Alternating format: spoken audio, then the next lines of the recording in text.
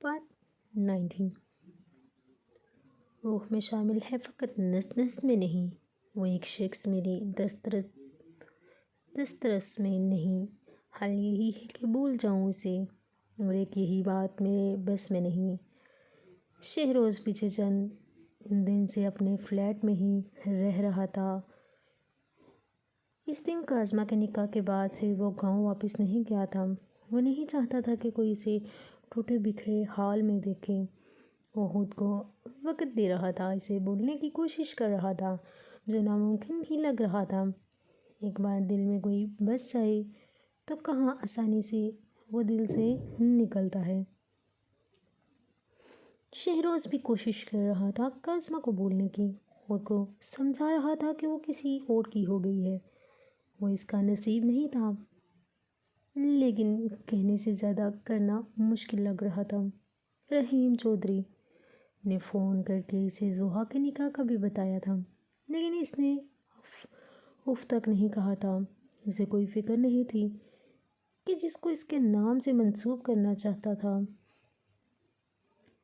وہ کسی اور کی ہو گئی ہے۔ اسے فکر تو صرف کاظمہ کی جو اس کے دل میں بسی تھی۔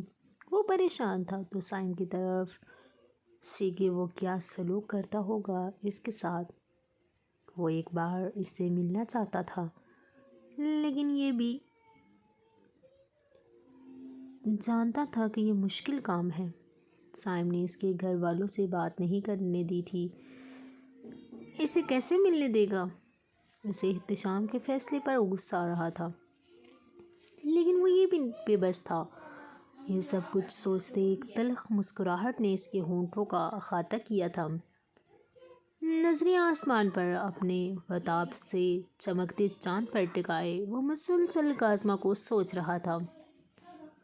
اس کی سوچوں میں ہلل موبائل فون کی آواز نے ڈالا تھا۔ بے دلی سے موبائل اٹھائے، اسکرین پر جگمگاتے نمبر کو دیکھا تو ماتھے پر ایک شکن ابھری تھی۔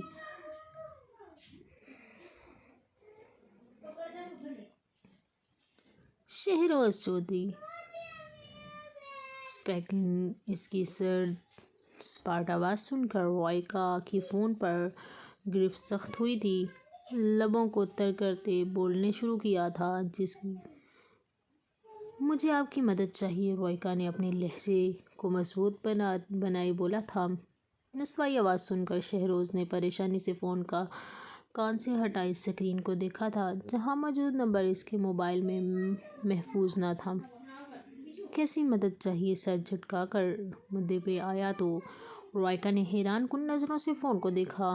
وہ جو سمجھ رہی تھی کہ شہروز چودھری ہزار سوال کرنے کے بعد اس کی مدد کے لیے راضی ہوگا، اس کے اچانک مان جانے پر وہ خاصی حیران رہ گئی تھی، لیکن پھر سر جھٹکتے اسے بتانے لگی، مجھے ایک آدمی کی تلاش ہے، میں چاہتی ہوں کہ آپ اسے ڈھونڈنے میں میری مدد کریں۔ روائکا کی بات پر شہروز نے اس آدمی کے لیے اس کے لہجے میں نفرت واضح محسوس کی تھی۔ آپ کو ایسا کیوں لگتا ہے کہ میں مدد کروں گا؟ شہروز نے سخت لہجے میں پوچھا تھا۔ نہ جانے کیوں ایسے یہ آواز جانی پہچانی سی لگی تھی۔ تو کیا آپ نہیں کریں گی؟ روائکا نے جھٹکے سے اٹھ کر پوچھا تو اس کے یکدم اٹھنے سے زخم میں تکلیف ہوئی تھی، جس کو وہ فراموش کر گئی۔ ہاں بالکل، کیونکہ میں آپ کو نہیں جانتا، تاہم اس معاملے میں آپ کی کوئی مدد نہیں کر سکتا۔ شہروز چودھری نے سہولت سے انکار کرتے فون بند کرنا چاہا، جب روائکا تیزی سے بولی تھی، اگر میں احتشام بلوچ کی بہن ہوئی تب بھی نہیں۔ وہ جو فون بند کرنے لگا تھا، اس کے کہے گئے جملے پر حیرانگی سے فون واپس کان سے لگا گیا۔ کیا مطلب احتشام کی بہن ہو؟ اگر آپ اس کی بہن ہو تو اس سے مدد مانگو، مجھے کیوں فون کیا؟ شہروز نے اپنے لہجے کی حیرانگی کو چھپائے کہا تو روائکا نے افسوس سے نفی میں سر ہلایا۔ لیکن میں اس معاملے میں بائی کی مدد نہیں لینا چاہتی، کیونکہ میں نہیں چاہتی کہ وہ کسی مشکل میں پڑ جائیں، روائکا نے وضاحت دی۔ تو شہروز نے آئی برو اچکا دی۔ اچکائی تھی تو کیا آپ نے مجھے جانور سے دوستی کرتے دیکھا ہے؟ کیا مجھے کوئی مشکل پیش نہیں آ سکتی؟ شہروز نے طنزیہ کہا تھا۔ مطلب آپ میری مدد نہیں کرنا چاہتے؟ وائکا اس کی باتوں سے یہی احس کر پائی تھی۔ اس نے نم آواز میں بولی تھی۔ اس کے لہجے میں نمی محسوس کرتے شہروز نے بالوں میں ہاتھ پھیرتے خود کو پرسکون کیا تھا۔ ٹھیک ہے، میں آپ کی مدد کروں گا۔ اس آدمی کی تصویر آپ بھیج دو۔ شہروز بالآخر راضی ہو گیا تھا۔ اس کے مان جانے پر رویکا نے پرجوش آواز میں تصدیق چاہی تھی۔ سچی آپ کریں گے نا؟ میری مدد اور بائی کو بھی نہیں بتائیں گے؟ رویکا نے آخر میں منت بھرے انداز میں پوچھا تھا۔ ہاں ٹھیک ہے، نہیں بتاؤں گا، شہروز نے بے دلی سے کہتے کھٹک سے فون بند کیا تھا۔ سڑیل! اس کے فون بند کرنے پر رویکا نے منہ بسورے اسے نیا نام دیا تھا، لیکن پھر مسکراتے اپنے ہاتھ میں پہنے باریک سے لیکن خوبصورت سے بریسلیٹ پر اپنے لب رکھے تھے۔ بس کر جائیں، آپ تو کتنا روئیں گی؟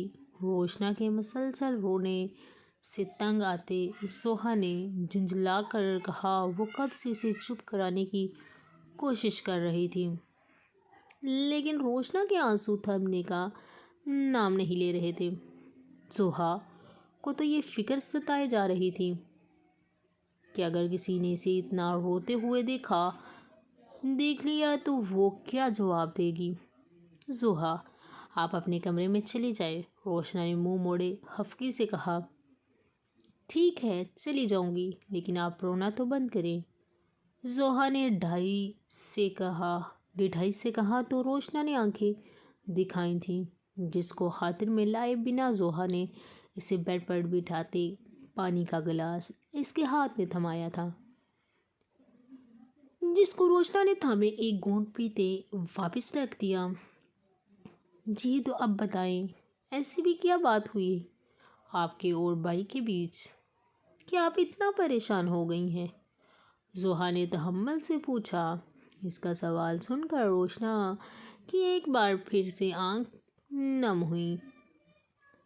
عہد کہہ رہے تھے کہ جب بھی مجھے سچائی کا علم ہوا تو وہ بھی منہ موڑ لیں گے، روشنا نے روحان سی آواز میں کہا۔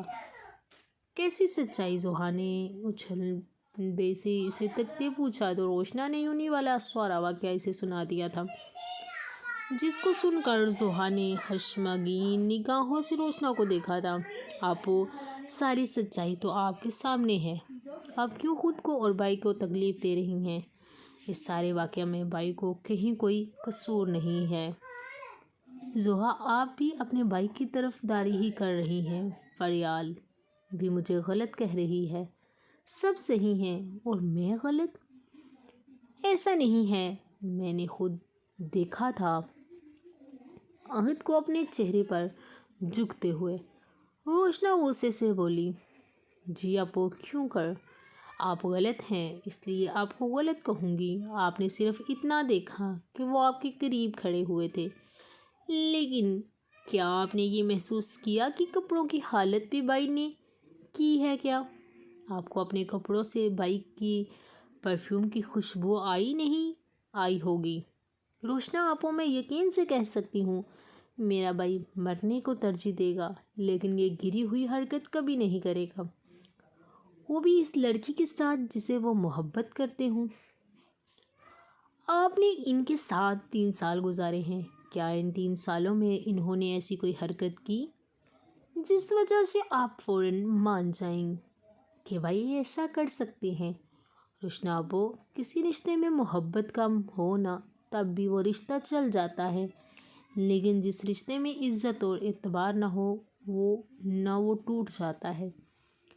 آپ نے شاید بائی سے محبت ہی کی ہے، لیکن ان پر اعتبار نہیں کیا، اور محبت میں سب سے پہلے اعتبار کی سیڑھی پر چڑھنا ضروری ہوتا ہے۔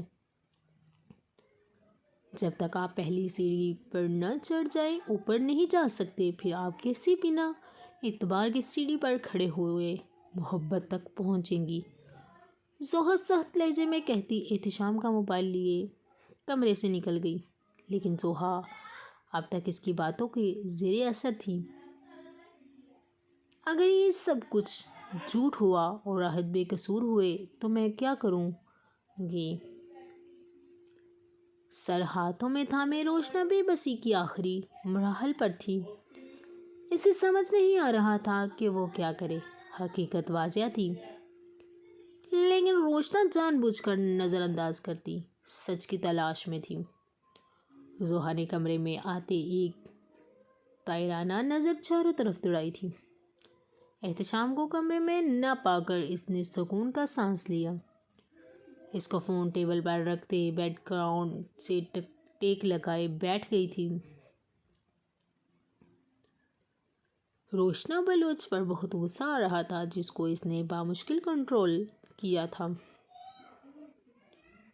اسے یقین نہیں آ رہا تھا وہ عہد سے ناراض ہے بھی تو کسی بات پر۔ اب زہرا کو عہد کی مدد کر کے سکون ملا تھا، ورنہ روشنا تو اس کے بھائی کو زانی سمجھتی اور اس کو قطعاً منظور نہیں۔ اسے عہد کا فیصلہ بھی صحیح لگا۔ روشنا اس سے بدگمان ہے، اسے وقت دے کر اس نے اچھا کیا تاکہ وہ خود سچ جان پائے۔ احتشام جو ڈریسنگ روم میں تھا، باہر آتے زہرا کو سوچوں میں گرا دیکھ مٹھیاں بیچ گیا۔ اسے کہاں منظور تھا کہ اس کی بیوی اس کی موجودگی سے لا علم رہے۔ مانا کہ وہ اس سے ناراض تھا، لیکن اسے منانے کے بجائے وہ کچھ اور ہی سوچ رہی تھی، اور یہی بات احتشام کو غصے کو ہوا دے رہی تھی۔ ڈریسنگ ٹیبل کے پاس رکتے، وہاں سے پرفیوم اٹھاتے واپس زور سے رکھا تھا۔ اس دوران نظریں شیشے سے نظر آتے زہرا کے عکس پر ہی جمی ہوئی تھیں، جو کہ اب تک ایک پوزیشن میں ہی بیٹھی تھی۔ کس چیز کی آواز محسوس کرتے زہرا نے آنکھیں کھولی تو سیدھا نظر احتشام سے ٹکرائی تھی، جو اس کو آنکھیں کھولتا دیکھ ہی اپنا بال بنانے لگا تھا، جبکہ اس کو کمرے میں دیکھ کر زہرا کو شرمندگی سی ہوئی تھی۔ وہ روشنا اور عہد کے بارے میں اتنا ہی سوچ رہی تھی کہ اس کی موجودگی کا بھی اندازہ نہ ہو سکا۔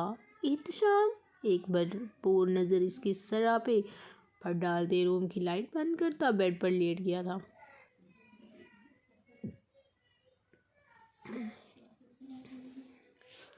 سائیں، آپ کھانا نہیں کھا رہے؟ اس کو پشت کو دیکھتے زہرا نے نرمی سے کہا۔ یہ بھی خاموشی کی دیوار گرانے کے لیے کہا تھا، ورنہ کھانا کھاتے ہوئے تو وہ اسے دیکھ چکی تھی۔ مسز، اگر آپ طلاق جیسے منصوبے بنانے بند کر دیں تو شاید آپ کو ارد گرد جو چل رہا ہے وہ نظر آ جائے۔ احتشام نے رخ اس کی طرف موڑتے اس پر طنز کیا تو زہرا نے چہرہ جھکایا تھا۔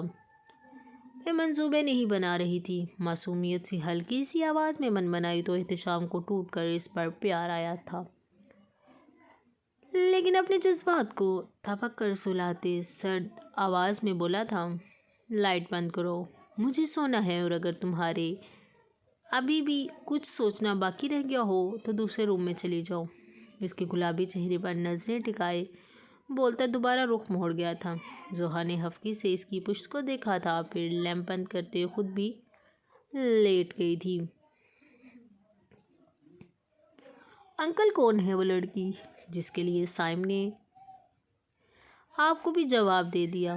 ہمارا اسفند بلوچ کے ساتھ ہی ان کی اسٹڈی میں آئی تھی اور ان کے پیچھے کھڑے ہوتے غصے میں پوچھا تھا، بیوی ہے قاسمہ؟ سائم بلوچ۔ اسفند بلوچ نے اس کے چہرے کی طرف دیکھتے جواب دیا تو ہمارا حالی نظروں سے ان کو دیکھتی رہی۔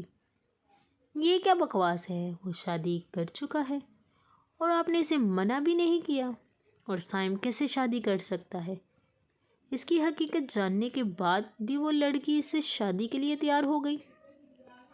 ہمارا نے جلتے ایک اور سوال کرا تھا، جس پر اسفند بلوچ نے سخت نظروں سے اسے دیکھا تھا۔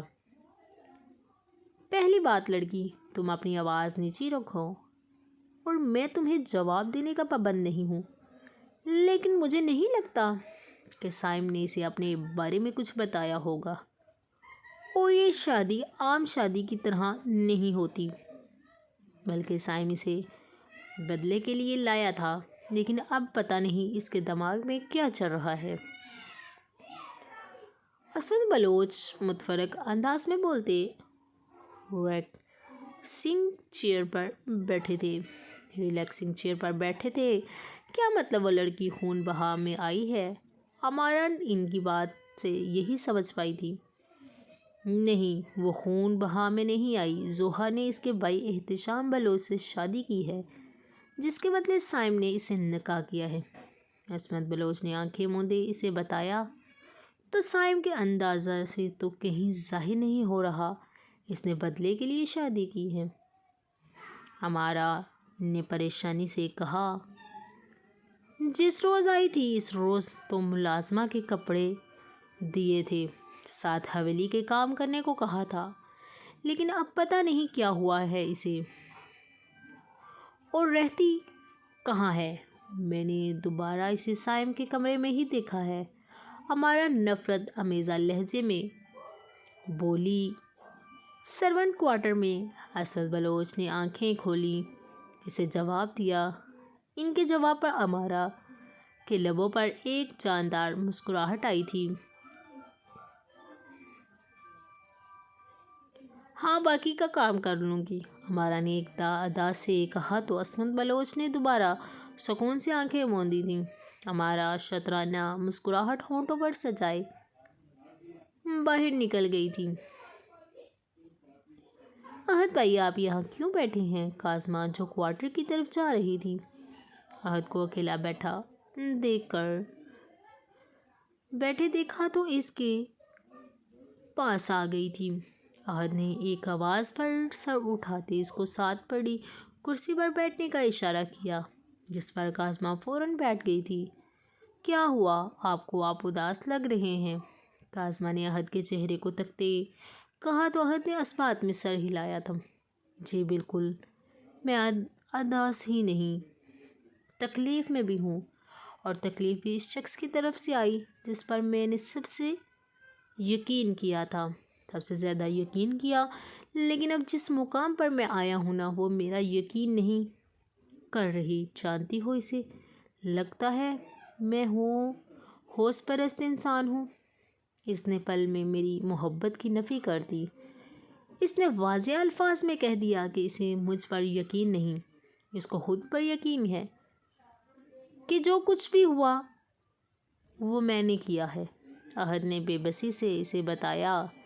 اسے پتہ بھی نہ چلا کہ کب اس کی آنکھیں نم ہوئیں۔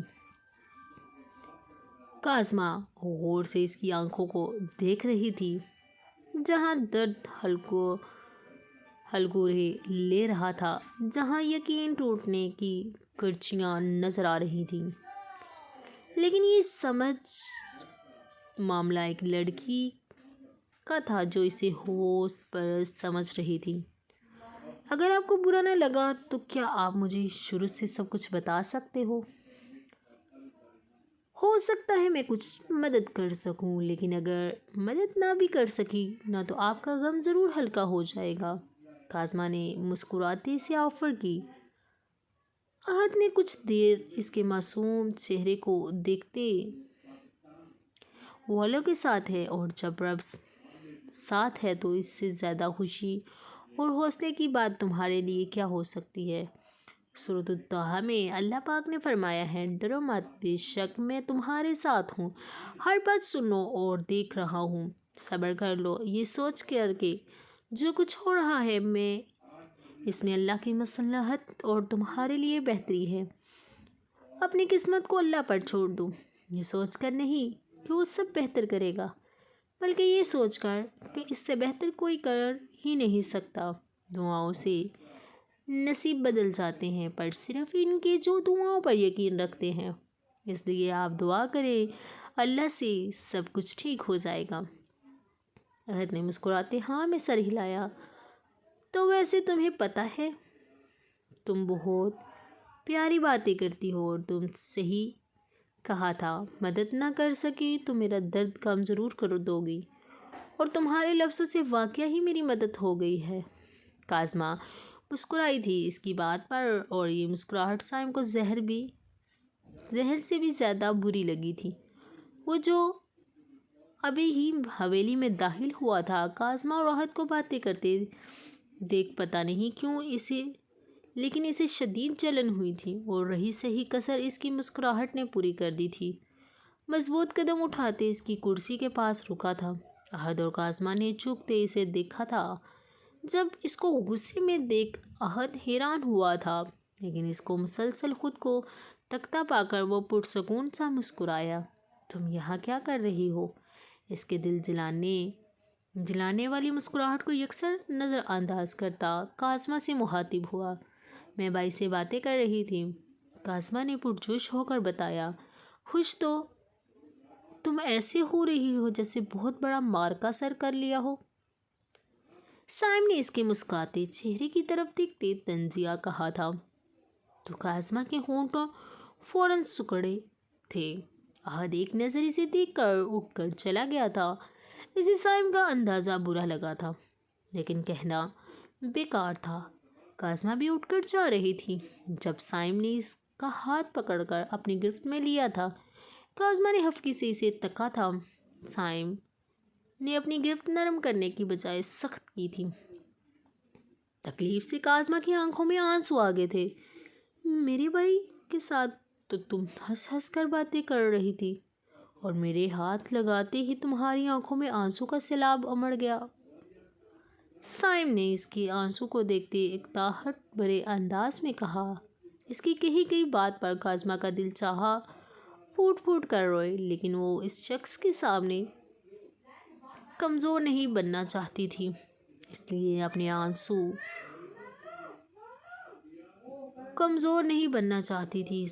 آنسو کو روکنے کی ناکام کوشش کرتی اس گرفت سے اپنا ہاتھ نکالنے لگی۔ اس کی مزاحمت پر سائم گرفت اور سخت ہوئی تھی، جبکہ آنکھیں ضب سے سرخ ہو گئی تھیں۔ کہاں جانا ہے؟ اس کی مزاحمت سے تنگ آتے اس کے دوسرے ہاتھ کو بھی اپنی گرفت میں لیتے سرسراتے لہجے میں بولا تھا، تو کاظمہ کے گلے میں گلٹی ابھر کر مدھوم ہوئی تھی۔ سین سوننے یک لفظی جواب دیتی نگاہیں اس کے ہاتھ کی ابھرتی نیلی رگوں پر جمائی تھیں۔ تمہارا کیا رشتہ ہے میرے ساتھ؟ اس کی تھوڑی کو انگلی کی مدد سے اونچا کرتے سرد لہجے میں استفسارہ کیا۔ شین شوہر بے بیوی کا؟ تو بیوی کہاں رہتی ہے؟ بنا اٹکے جواب دینا اس کے ہاتھوں کو چھوڑتے چہرہ دبوچتے پوچھا تھا۔ شین شوہر کے ساتھ؟ کاظمہ بامشکل ہی بنا اٹکے جواب دے پائی تھی۔ اس کے جواب پر استحضا نظروں سے اس کو دیکھتے ایک جھٹکے سے اپنے کندھے پر ڈالا تھا۔ کاظمہ کی ہلکی سی چیخ برآمد ہوئی تھی۔ خفت سے سارا چہرہ سرخ ہو گیا تھا، لیکن سائم اسے یوں ہی لیے گھر کے اندر داخل ہوا تھا۔ سیڑھیاں چڑھاتے کمرے کے سامنے رکتے پاؤں کی مدد سے دروازہ کھولتے اندر داخل ہوا تھا۔ آج کے بعد سے میری اجازت کے بغیر تم اس کمرے سے کے باہر نہیں جاؤ گی۔ یاد رکھنا۔ اس کو زمین پر کھڑا کرتے انگشت شہادت اٹھاتے ایک ایک لفظ پر زور دے کر کہا تو کاظمہ نے ڈر کر اثبات میں سر ہلایا تھا، جبکہ اس طرح کاظمہ کو کمرے میں لے کر جاتے امارہ نے نفرت بھری نگاہوں سے دیکھا تھا۔ نیکسٹ پارٹ جاری ہے۔ پلیز آپ کو میرا چینل پسند آیا ہو تو میرے چینل کو سبسکرائب اور بیل کو پریس کریں، اور کمنٹ میں ضرور بتائیے گا۔ پلیز آپ کو میرا ناول پسند آیا ہو تو ضرور کمنٹ کریے گا۔ اوکے، اللہ حافظ۔